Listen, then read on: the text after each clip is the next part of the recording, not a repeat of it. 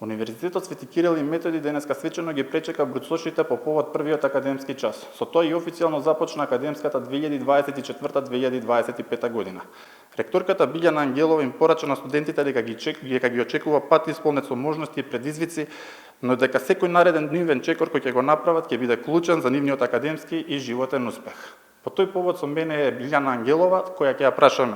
Господја Ангелова, најпрво ви благодарам за овој разговор. И најпрво би сакал да ве запрашам каква поддршка нуди Универзитетот Кирил и Методи на своите студенти во текот на нивните студии и што може да очекуваат новите студенти.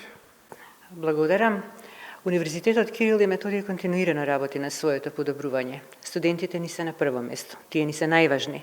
Затоа во континуитет работиме да ги подобриме квалитетот на студиските програми, но не само тоа, туку да дадеме и други услуги на нашите студенти, со што ќе им го овозможиме престојот на универзитетот да им биде пријатен, да се стекнат со што повеќе знаења, со најнови знаења, со најквалитетни знаења.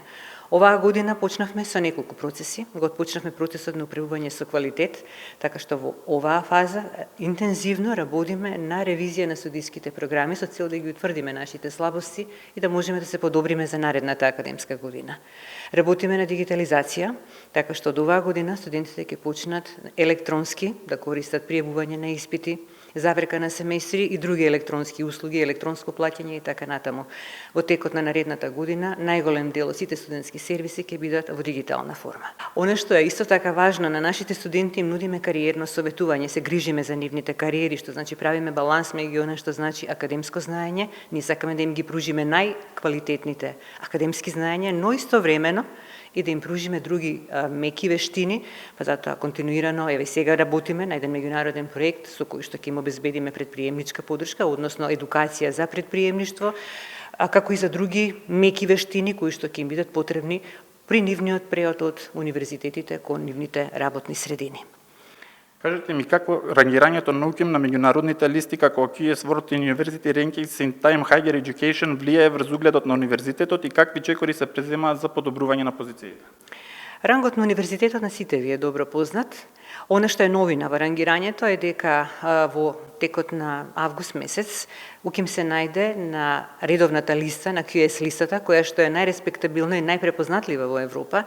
И таму се наоѓаме на 440 место и за прв пат се најдовме и на Д листата, каде што се наоѓаме на 1550 место.